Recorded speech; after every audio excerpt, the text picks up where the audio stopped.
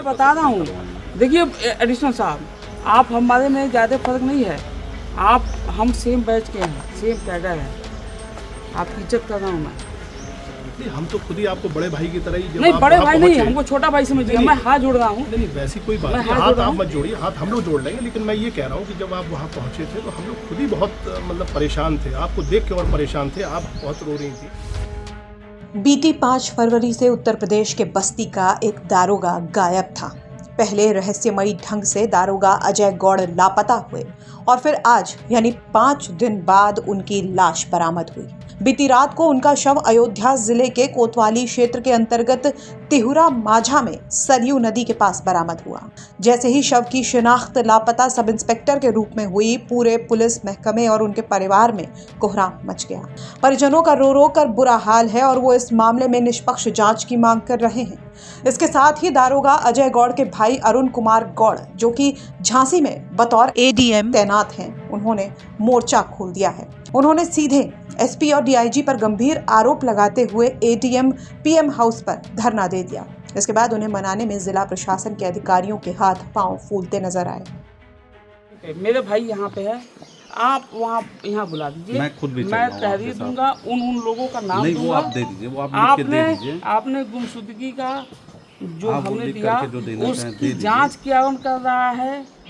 भाई साहब के सीडीआर में हाँ, वो लास्ट सारी कॉल चीजें- किससे सारी हुई है? चीजें जो आप चाहें ले लीजिए। लास्ट कॉल बट किससे मैं ये हुई कह रहा है? हूँ बगल में पुलिस लाइन है, अगर आप पुलिस लाइन चलना चाहें बगल में डीआईजी सरकार जहाँ भाई आप चाहें। साहब देखो, पुलिस लाइन में इतनी पुलिस होती है ना, यहाँ आप उचित तोड़ नहीं दोगे है। हमको। अरे नहीं, कोई ऐसा नहीं, नहीं, ऐसी बात नहीं, ऐसा नहीं, ऐसा नहीं है, कैसी ऐसा बात नहीं है, हम लोग नहीं ऐसा नहीं, है। ऐसा नहीं, हम लोग नहीं है, ऐसा परिवार नहीं, के ऐसा नहीं। बताइए।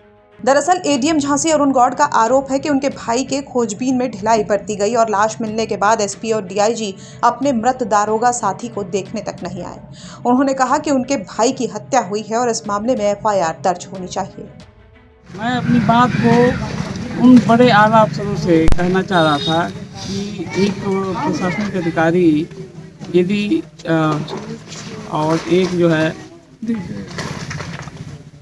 एसएसआई जिसकी मौत हुई, उसकी कार्रवाई में यदि कहीं ना कहीं लचीलापन है तो इसकी थॉरली जो है इंस्पेक्ट किया जाए, जांच किया जाए और इसमें जो भी दोषी हैं उनको पकड़ा। एसपी डीआईजी मौके पर नहीं आए तो आपको इस बात की तकलीफ है कि अधिक तकलीफ है कि कोई भी आला अधिकारी नहीं आया मौके पे। और मैं चाहूँगा कि डीआईजी साहब इसमें पर्सनली इंटरेस्ट लेके और इसको जो भी है फेयर जो भी जांच करानी है। फौरी तौर पे आप मुकदमा दर्ज कराने की मांग कर रहे हैं? हम मुकदमा दर्ज कराने की मांग कर रहे हैं और मैं आईजी साहब से यही कहूँगा कि जो भी इसमें सस्पेक्ट हैं उनके ऊपर संगीन धाराओं में मुकदमा दर्ज करें। बता दें कि परशुरामपुर थाने में तैनात एसआई अजय गौड़ बीते 5 फरवरी को अचानक लापता हो गए थे। उनकी लावारिस बाइक बस्ती के अमहट घाट चौकी के पास कुआनो नदी के किनारे खड़ी मिली थी। गाड़ी के अंदर से कुछ सामान बरामद हुआ था, जिसके बाद पुलिस ने कुआनो नदी में गोताखोरों की मदद से सर्च ऑपरेशन चलाया था, लेकिन वहां सफलता नहीं मिली थी। जांच के दौरान पुलिस को बस्ती मुख्यालय के कुछ सीसीटीवी फुटेजेस मिले थे, जिसमें दारोगा की मौजूदगी की पुष्टि हुई थी। लेकिन अब सवाल ये उठता है कि अगर वो मुख्यालय तक सुरक्षित थे और उनकी गाड़ी कुआनो नदी के किनारे मिली तो वो अयोध्या की सरयू नदी तक कैसे पहुंचे? क्या उन्हें वहां ले जाया गया या वो खुद वहां तक पहुंच गए? ये जांच का सबसे बड़ा विषय बना हुआ है। वहीं अयोध्या पुलिस ने जैसे ही शव मिलने की सूचना बस्ती पुलिस को दी, आला अधिकारी मौके पर रवाना हो गए और अब शव को कब्जे में लेकर पोस्टमार्टम के लिए भेज दिया गया है। पुलिस अफसरों का कहना है कि पोस्टमार्टम रिपोर्ट आने के बाद ही स्पष्ट हो पाएगा कि मौत पानी में डूबने से हुई है या इसके पीछे कोई और वजह है।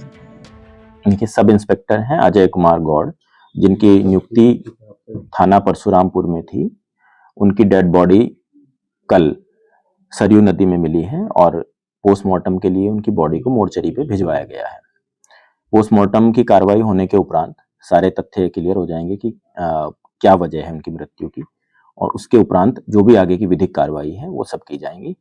फिलहाल उनके परिवार वालों को भी सूचना दे दी गई है। उनकी फैमिली, उनकी पत्नी, उनके बड़े भाई सब लोग जनपद में मौजूद हैं और अग्रिम कार्रवाई इसमें की जा रही है। सर अभी तक क्या कुछ जानकारी निकल के आई, क्यों उनके द्वारा है या क्या कुछ अभी तक निकल रहा है? देखिए, अभी सीसीटीवी फुटेज वगैरह खंगाले गए हैं, जिसमें इतना प्रमाणित हो रहा है कि वो मोटरसाइकिल से अपनी थाने परशुराम से अयोध्या की तरफ जाना उनका प्रमाणित हो रहा है। हाईवे पर भी सीसीटीवी फुटेज और लगभग जहां पर उनकी डेड बॉडी मिली है पानी में डूबी हुई अवस्था में, उससे 5 किलोमीटर पहले तक लगभग सीसीटीवी फुटेज हमें मिल गए हैं। आगे के भी फुटेज इकट्ठे किए जा रहे हैं। जब सारी चीजें इकट्ठे हो जाएंगे, सारे फैक्ट्स इकट्ठे हो जाएंगे, उसके उपरांत ही और पोस्टमार्टम के उपरांत ही कुछ कह पाना संभव इसमें होगा। क्योंकि सर डेड बॉडी उनकी अयोध्या में मिली है और बाइक यहाँ कुआनो के पास अमहट चौकी के पास खड़ी हुई मिली है, तो इसके बारे में क्या कुछ 2 बाइकों का जिक्र हो रहा है। इसमें जो डेड बॉडी इनकी मिली है वो हमारा थाना छावनी का ही क्षेत्र है, उसी के पानी में मिली है डेड बॉडी, लेकिन उसको अयोध्या की जो जल पुलिस है उसने रिकवर किया है। जो मोटरसाइकिल है वो पल्सर मोटरसाइकिल है, जिससे उनका जाना वहां पर प्रमाणित हो रहा है। वो पल्सर मोटरसाइकिल फिर लावारिस अवस्था में कोतवाली क्षेत्र में जो अमहट घाट है वहां से बरामद हुई है। इसमें भी क्लियरिटी आ जाएगी, बीच में जो टोल प्लाजा है उससे क्लियर हो जाएगा कि किस तरीके से मोटरसाइकिल वापस यहाँ पर आई। तो सारे तथ्य इसमें आने वाले समय में क्लियर हो जाएगा। तो मृतक दारोगा के परिजनों का आरोप है कि अजय गौड़ के साथ कुछ अनहोनी हुई है। गायब होने से लेकर शव मिलने तक की कड़ियां आपस में नहीं मिल रही हैं। पुलिस महकमे के लिए भी ये एक बड़ी चुनौती है कि आखिरकार उनके एक होनहार साथी की जान किन परिस्थितियों में गई। पुलिस का कहना है कि मामले पर जल्द ही खुलासा कर लिया जाएगा। बहरहाल इस पूरी घटना को लेकर आगे क्या कुछ सामने आता है ये देखने वाली बात होगी। क्या कुछ खुलासे इस मामले पर होते हैं, इस पर नजर बनी रहेगी। बस्ती से संतोष कुमार सिंह की रिपोर्ट, यूपी तक। राहुल जी पदयात्रा कर रहे हैं, वो कर रहे हैं, 10 दिन के बाद खत्म हो जाएगा। जमीन पे अगर नहीं आएगा तो क्या मतलब?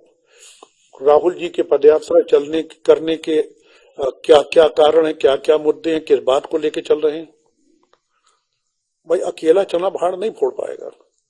तो मुझे अधिकृत कर दें कि मैं अपने हिसाब से संगठन उसका बनाऊं और उसका चलाऊं, और 6 महीने आप देखिए, अगर सही हो तो आगे बढ़ा दीजिए। मुझे प्रांतीय अध्यक्ष बनाया गया। 13-14 जिले पड़ते हैं पश्चिम में। तो जब मैं बना तो वहां मैंने संविधान बचाओ संकल्प सभा चलाई। तो संदीप जी का फोन आया, नसीमुद्दीन जी ये मत करिए। क्यों का कोई जवाब नहीं। इसके बाद पोलिंग बूथ कमेटियां बनाना शुरू की। यहाँ बैठे हैं पश्चिम के लोग भी। शुरू की, मैंने बात की, उन्होंने कहा नसीमुद्दीन जी ऐसा मत करिए। संदीप जी जो प्रियंका गांधी की टीम के, उनके कहने का मतलब ये होता था कि प्रियंका जी कह रही हैं। तब प्रियंका जी प्रभारी थी, महासचिव थी ऑल इंडिया कांग्रेस कमेटी की, लेकिन प्रभारी उत्तर प्रदेश की थी। तो मत करिए। और भी काम जो किए गए, मेरी आदत थी कि अगर कोई मर गया है, बैठे हुए हैं नसीम भाई, तो इनके साथ भी हमारी पार्टी का हो ना हो, कोई भी अगर मैं वहां गया किसी जात का, मैं उसके घर जाता था। मैं जीवन तो नहीं दे सकता, अपने जीवन नहीं बचा सकता, दूसरे को क्या दूंगा? जब मेरी मौत आएगी मैं भी चला जाऊंगा। लेकिन सुख दुख में शामिल होना मैं अक्सर जाता था। मैं शांति से नहीं बैठना चाहता था, और वहां इस पैटर्न पे काम करने का कोई स्कोप नहीं। वहां पर जनसभा कर लीजिए, टेबल टॉक कर लीजिए, योजनाएं बना लीजिए, तो वो ठीक है। हालांकि अब पोलिंग बूथ कमेटियां बनाना शुरू की हैं,